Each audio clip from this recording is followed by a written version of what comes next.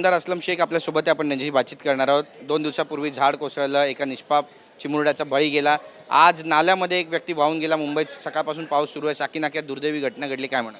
आपण बघितलं असेल महापौर मॅडमच्या दौऱ्याच्या टाईम एक मनुष्य त्यांच्या समोरच खड्डा पडला, म्हणजे अधिकारी खड्ड्यात पडला. हायकोर्टाने कितींदा सांगितलं की तुम्ही जेवढे खड्डे बुजून घ्या, आणि सफाईच्या संदर्भामध्ये हाऊसमध्ये गेल्या 3 दिवसापासून सगळे मुंबईचे आमदार बोलत आहे की व्यवस्थित नाल्याची सफाई झाली नाही, आणि आज परत एक लोकांचा जीव गेला. सरकारला काय पडली आहे का? महानगरपालिकेला काय पडली आहे का?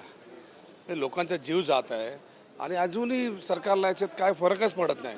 महानगरपालिकेला काय फरक पडत नाही. एक सुद्धा अधिकाऱ्याला कारवाई केली का? एक सुद्धा कॉन्ट्रॅक्टरला तुम्ही FIR केला का? याच्या आधी FIR करा, काले आधी टाका, हे करा, ते करा. काय झालं सगळं ते? तुम्ही मुंबईला हेच देणार होते का?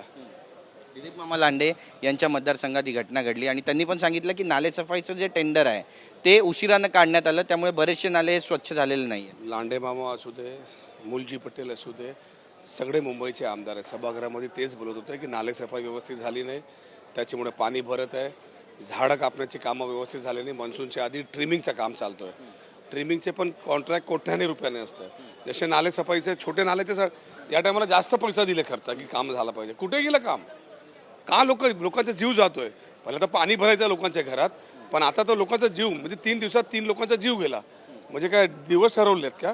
मला वाटतं ज्या टायमापर्यंत तुम्ही अधिकारींना जबाबदार ठरवत नाही, कॉन्ट्रॅक्टरवरती FIR करत नाही, हे चालू राहणार.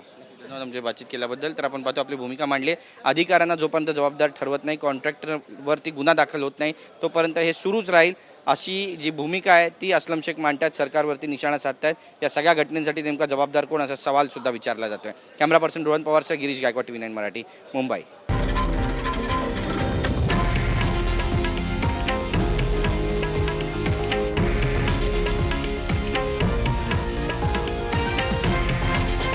हे आहे देशातील नंबर 1 न्यूज नेटवर्क आणि आपण पाहत आहात TV9 मराठी, एकमेव.